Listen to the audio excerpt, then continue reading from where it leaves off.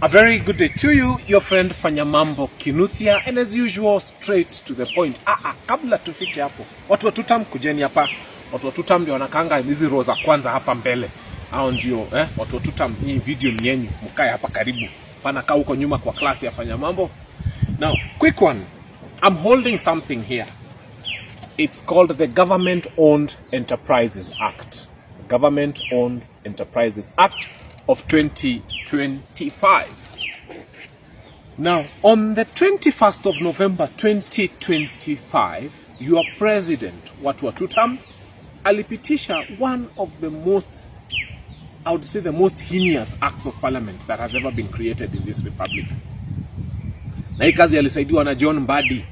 Tarehe 5 December ikakuwa law. But let me tell you why I don't blame Kenyans for not knowing that this terrible piece of legislation was passed. Unajua ilipasiwa conveniently. By the way, Kenya Gazette utoka on Friday. The Friday of that week should have been the 28th of November 2025. But why was it brought on 27th of November 2025?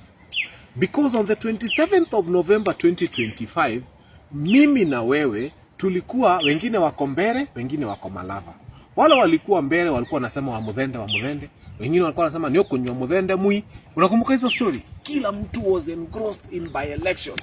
Ati mara DCP, mara I can tell you that is why this piece of legislation was passed on that day. But let me start from the end before we come this way. This piece of legislation has turned 65 parastatals, 65 into limited liability companies. 65 parastatals have become limited liability companies. Can you imagine ka legislation kamoja kanatengenezwa kwa bunge, kanaamka, and I'm going to show you because some of you think Fanyamambo is a madman. On page 572 of that document, they have listed East African Portland Cement, Kenya Electricity Generating Company, Kenya Power and Lighting, Kenya Agricultural Finance Corporation, Kenya Airports Authority, ndege zenyu zote. This one is now a limited liability company. Kenya Development Corporation, Kenya Literature Bureau, Kenya Ports Authority. Some people think Ports Authority ni Mombasa peke yake. Hata port ya Lamu iko hapo. Hata port ya Kisumu iko hapo. These are now limited liability companies. They are no longer parastatals. Do you know what that means, my good friends? Let me explain something to you. In 1978, the population of Kenya was about 15 million people. Our grandfathers then and our fathers that time, wakiwa wachache hivyo, wanauza maharagwe, wanauza kahawa, wanauza whatever, beans. That is how they were able to raise the taxation that expanded our airport. Alafu 1978 ikabadilishwa jina ikaitwa JKIA. 2026 we are 53 million Kenyans. 53 million of us tumeshindwa ku-expand. Not just to expand what our fathers and our grandfathers built when they were 15 million. Sisi hapa tuko 53 million. We cannot expand what 15 million people were able to build. Yani, a population of 53 million tunaanza kupigia muhindi mmoja magoti anaitwa Adani. Akuje atutengenezee airport, atupatie 240 billion. Kenyans, msikuwe lazy. 240 billion, divide by 30 years, and then divide by 53 million Kenyans, and divide by 365 days. Each Kenyan needs to just changa 40 cents per day. 40 cents for the next 30 days. Tutaweza kujijengea airport wetu. 53 million of us tunaenda kupigia muhindi mmoja magoti anaitwa Adani atujengee airport. Whereas our grandfathers, 15 million of them, with less taxation, hawakuwa na IT, hawakuwa na sophistication, they were able to build an airport. All I'm trying to tell you is that 65 state corporations have now become limited liability companies na hatujui who the directors are going to be. This piece of legislation here even goes as far as telling us that they will be funded from taxpayers' money through systems that are not going to go through parliament. Muhoroni Sugar Company is gone. Nzoia Sugar Company. But I was looking at Nzoia. Unajua mnakaa hivi mnafikiria ati privatization of Nzoia to make profits, my friends. If you are the kind of person who deals with hectares, Nzoia Sugar Company has got about 3,600 hectares of land. If you're talking of acres, they have about 8,900 acres of land. Now it's becoming a it's becoming a limited liability company and moving from its status as what it was. This terrible, and I call it terrible, piece of legislation takes away the Kenya Fishing Industries Commission, Kenya Meat Commission, Post Office Savings Bank, Commodities Fund, Nyayo T-Zones, Kenya Literature Bill, zote zimeenda. Sasa zitakuwa kampuni na madirector hatujui. But I can propose to this administration. There's some people who've been faithful. Yeah? Because I have read, na Wakenya musome msikuwe lazy. I have read the qualifications of the directors. Hawataki kusema okay, the CEOs na wengine wamepatiwa good qualifications. Lakini directors wanasema directors must not be affiliated. So wale watu wana propose na wana support two term. My good friend Wamobi, wewe utapewa kiti, unaweza patiwa railways.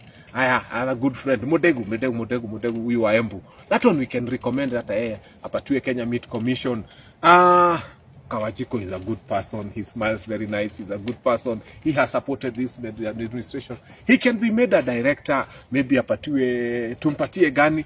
East Africa Portland Cement. Kenya Airports Authority. Kuna engineer. Si mnajua engineer. Engineer anaweza patiwa Kenya Airports Authority around. Because according to this act, and I challenge you to read it, the directors, nobody speaks about their levels of education.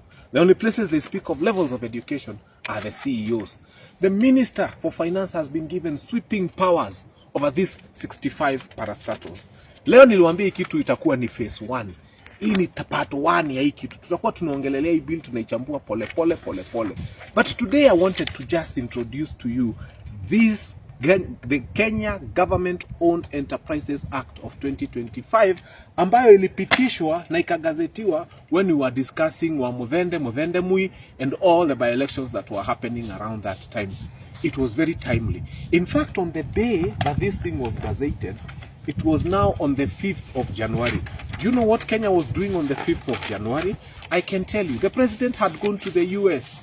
Hiyo time ndio mlikuwa mnaongea juu ya 207 billion za health. Mnakumbuka ile deal ya health na USA ilikuwa ina happen hiyo time. Ni the same time walikuwa wameannounce ati Safaricom inauzwa. All I'm telling you, today I got a message. I got a message from my bank telling me to buy Kenya Pipeline. Why? Kenya Pipeline is here. It's now become a limited liability company and we are still yet to know who the directors are.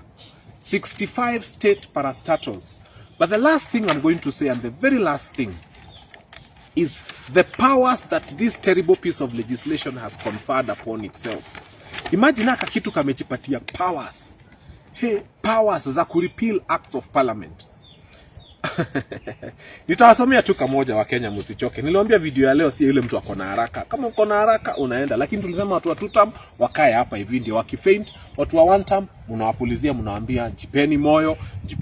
Watu wa one term mnakaa nyuma, watu wa two term kwa klasi yafanya mambo mnakaa hapa mbele, if you know, so that you know what kind of government you are supporting. What has this act done? Hii ni ya mwisho, namaliza, namaliza. Hii class namaliza. Msiboeke. Hii ni ya mwisho. Sikiza hapa. The Tourism Act. Sasa tumechoka na Ruto.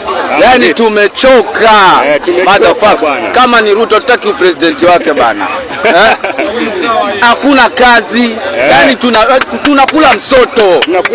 Sasa kwa nini tuwe na rais kama wewe bana? Mimi nimesema kama hizi salamu zikufikie bwana rais, tumechoka na wewe. Afadhali tumweke Sonko 2027 apiganie. Na akipigania Sonko tunampa. Wote waende nyumbani tu. Na tumejam. Si uongo. Tunafaa tu reset. Kila mtu tu ako kwa gava, ka ushaiserve kwa gava uende home. Juu tumechoka. Mimi nadai kuona new faces kwa government. Nadai wase wanasema wanafanya vitu na wanadu. Nadai wase wenye wanaweza keep their word. Na so government yote mimi sitaki kujua ni nani, we ni nani ama nani. I don't do mess.